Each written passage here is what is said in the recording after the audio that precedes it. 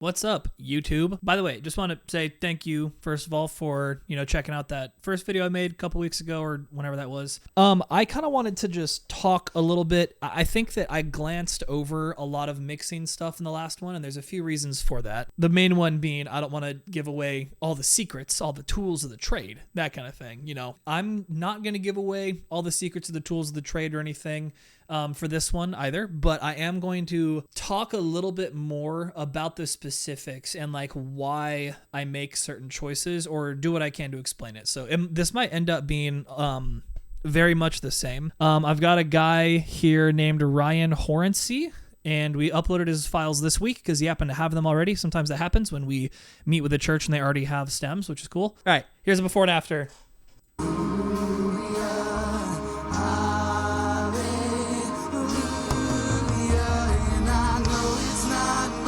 I got a good stereo pan there on the toms at least, but I think I'd rather them sound like this maybe. Praise you again and again, 'cause all that I have is a hallelujah, hallelujah, and I know it's not much. Oh yeah. That's what we're doing in this video. We are taking them from that first clip to what you just saw in this mix. So if you're interested, stick around. Leave a like on the video and please subscribe and also leave a comment. Tell me about how your church broadcast sounds. Do you need help? Would you like a professional, affordable solution? Let me know. I would say tip number one that I find to be pretty useful is you got to use a consistent pair of headphones, of listening devices, right? These headphones I personally love them. I know they're not everyone's cup of tea, the AirPods Max or whatever. And I know the second ones just came out and allegedly they're a lot better. I definitely want a pair, and I've got technical and personal gripes with these. But however, I find them to be consistent, and I find them to show me details where I want it to show me details, so I'm happy with it. Triggers are doing live drum replacement with by analyzing the transient, which is the attack of the drum, and then as the transient hits a threshold, it plays back a file at a relatively matched velocity. It's a good way to get control over the kit. I'm going to assume this is bass. Yes, it is. Very slappy, very throaty bass. So we're going to throw that in the bass channel. I'm going to assume this is electric guitar, left and right.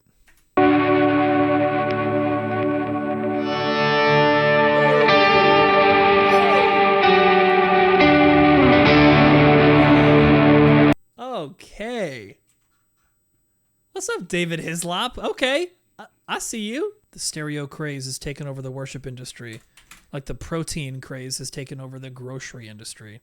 So first things first, like I mentioned before, I always start with the drums. So let's start with the kick. Let's try and go to gratitude or whatever.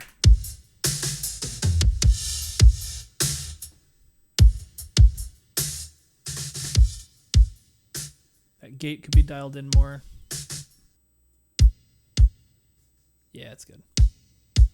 So then we'll use the kick as well to just even it out. That's way too much gain, obviously.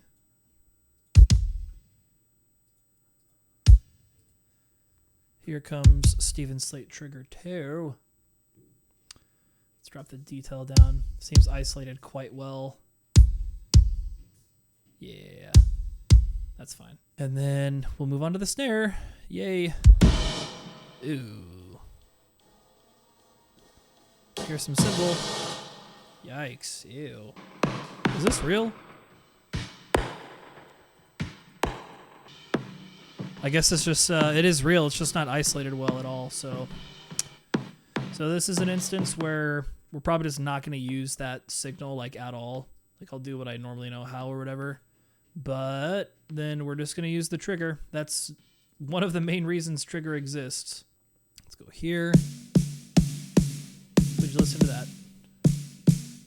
So something I'll do for these things where it's like, how do I know if I'm actually triggering based off of the right thing, is I will unsolo the trigger channel and I will solo the naked channel, and I'll use that as a reference. Man, it is hailing outside if you hear weird sounds. But anyway, that's distracting. It sounds like static in my noise canceling headphones. So now I'm going to look at trigger. Looks like the transient's coming through very nicely. So even those little peaks I need to get lower on, which that'll actually translate really well. So I'm going to re-trigger up a little just to see that one I missed. I missed that one. So if I miss a ghost note here and there because the snares, because there's problems, that's okay because of what we're gaining, right? Like that sounds really good. So in that method where I solo the naked channel, that's actually what I do for the toms every single time. So let's find that, and then I'm going to drop the waveform values here so I can see exactly. These toms are. Oh, hang on, here we go.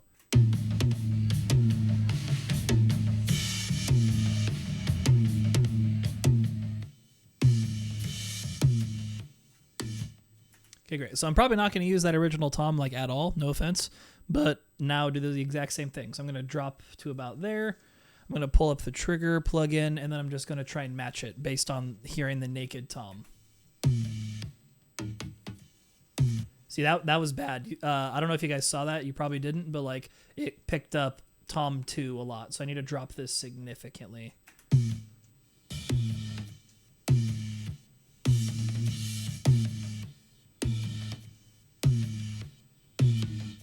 That seems to be working just fine. So now we'll do the same thing for tom 2. Oh, look how close we got. That works though. Okay, tom 2 is good. Now tom 3. Come on, let's give it a listen, a naked listen.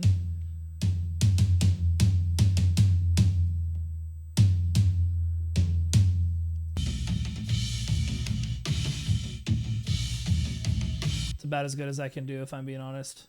Let's listen to all of this.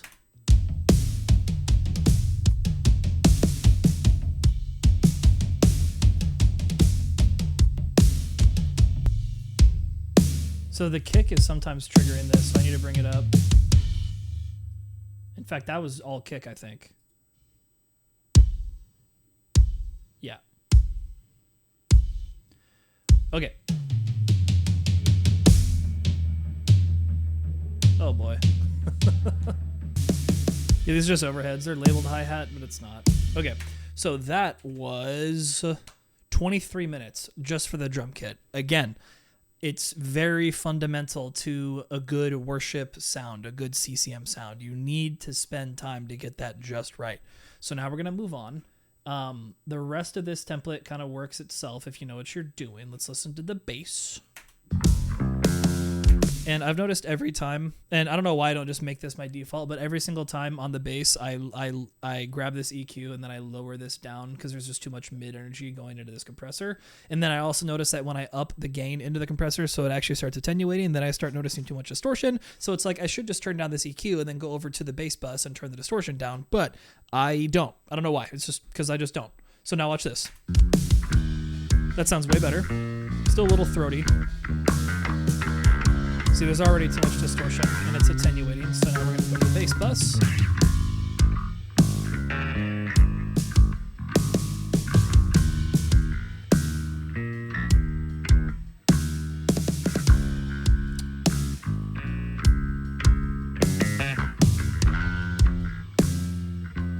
Turn off distortion. That helped. Still kind of throaty. I'm going to turn this off. Wider.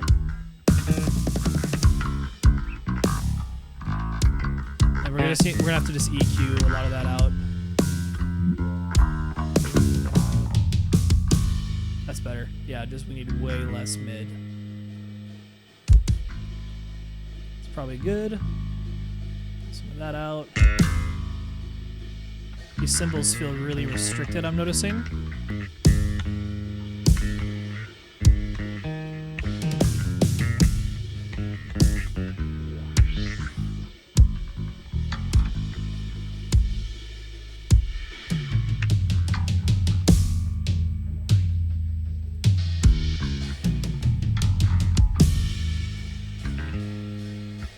A little better. Go go with that. Okay, so next is the stereo acoustic.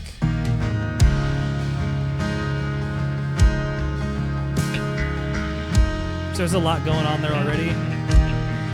Let me turn off my EQ.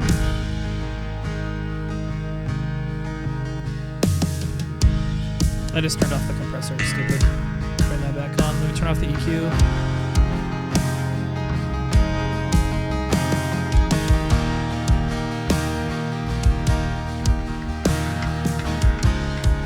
There's already reverb and stuff in there. Again, another reason why I'm a little scared this might not actually be pre-fader.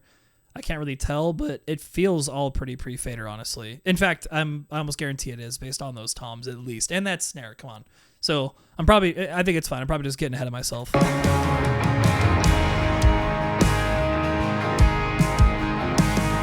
Another thing that I know that I should do and I just don't is like the processing path for these guitars has a lot going on and I just need to stop. Like I just need to stop. So real quick, let me see how this feels. Yeah, so turn the peak reduction way down, let it breathe. Already way more open. Then dial the peak reduction up until it starts attenuating.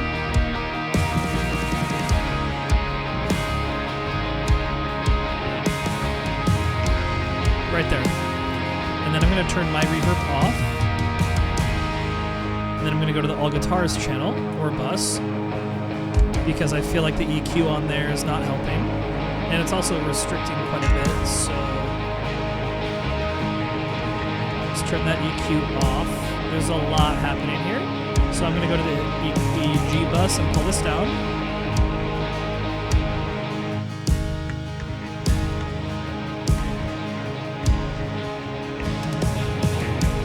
Let's turn those acoustics down slightly. Okay, second electrics.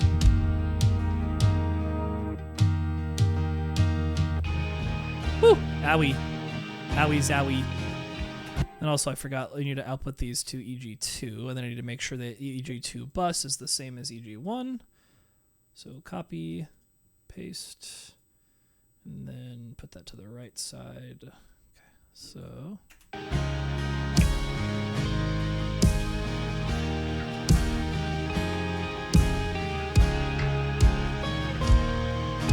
So this guy's lead.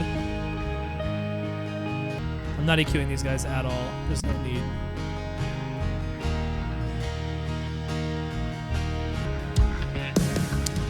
Yeah, I need a new output for these, men. I can't handle it. Okay, keys. Again, keys I mentioned in the last one. I like to solo by themselves to compete in my own ears.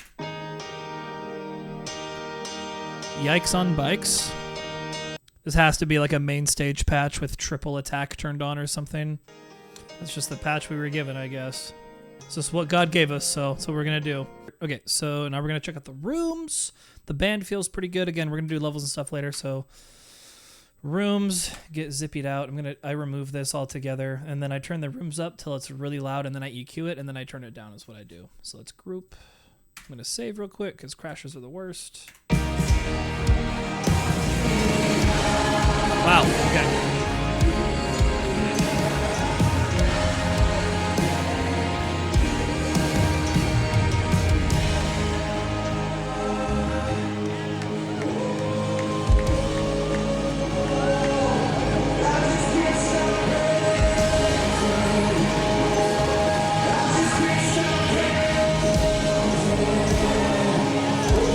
Very lively crowd.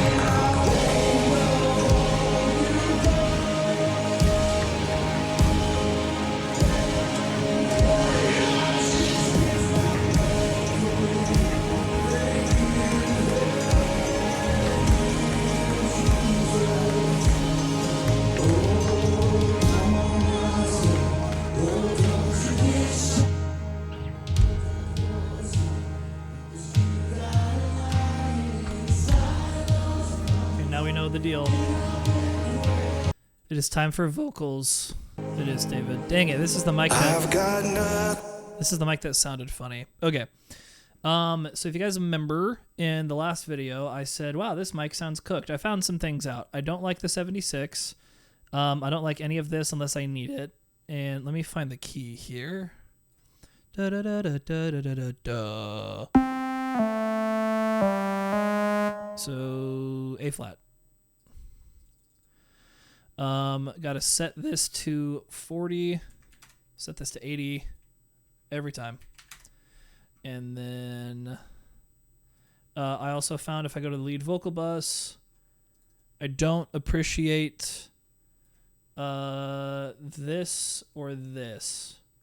Other than that, it's pretty good. So let's run with this. Sounds a lot better. How could I express? And then another thing that I do is I like to slap another EQ at the end here. I don't know why this works. It's just some things I found out in the last couple of weeks.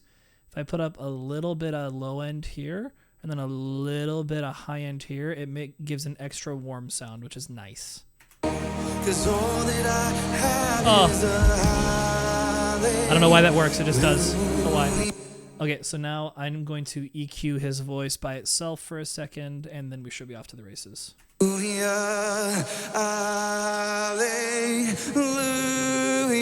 and I know it's not much, but I've nothing else fit for a king, except for a heart singing hallelujah.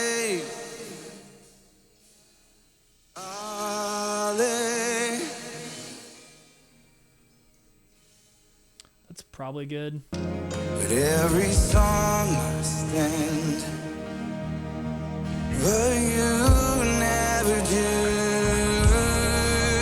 So I throw my hands, praise you again and again. 'Cause all that I... What is so swimmy and atmospheric there? That's a lot of reverb, pal.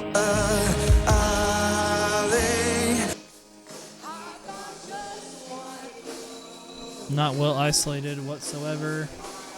So now we can do some final touches. Something else I found out too is that, like, I think I did this in the last video, but like my limiter is just too loud.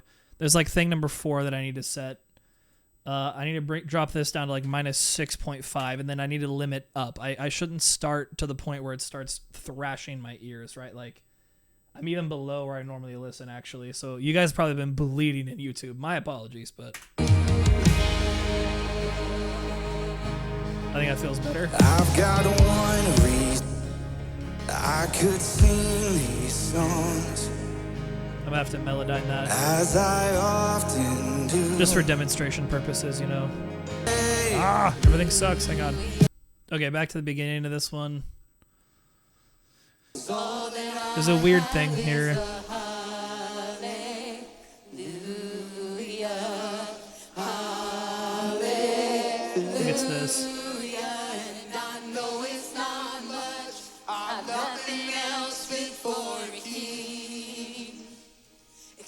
For a heart singing hallelujah, hallelujah. Way better. I've got one response. I've got just one move with my arms stretched wide. I will worship you,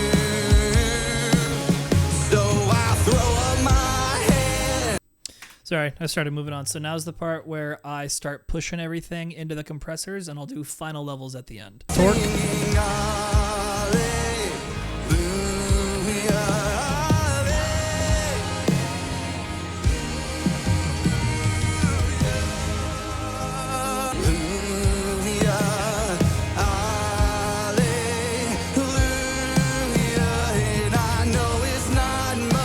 But I've nothing else fit for me. Heart singing hallelujah.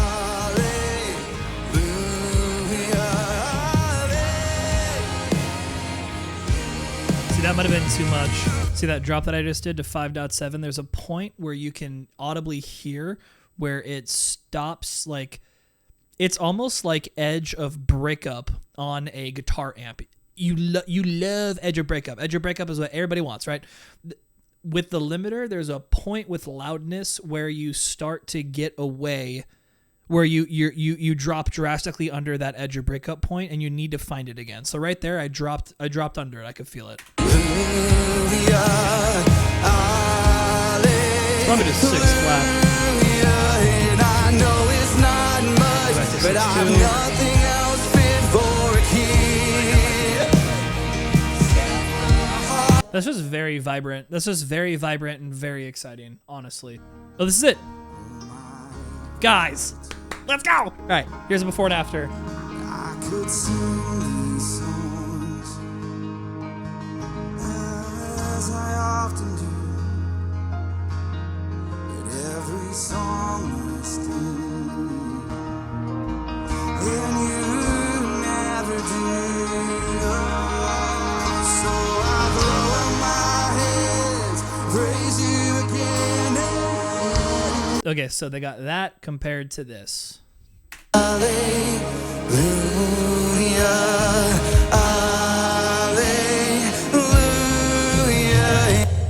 Incredible. Absolutely incredible. Just cannot believe. Amazing, amazing, amazing. Okay, so guys, that is, imagine this whole time I had not been recording my mic. Okay, I am. Guys, that is the before and after for Ryan Horkney for his church. Thank you guys for watching. I hope that I could explain a little bit more in this one. This one's going to be a little bit longer. If you want it to be shorter and more to the point, tell me. But anyway, yeah, I work at Emperor Audio, emperor.audio. Head there, schedule a call if you want. Email me like other people did. I've gotten emails. Find me on Instagram and DM me, whatever. But yeah, this has been super cool. Talk to you guys later.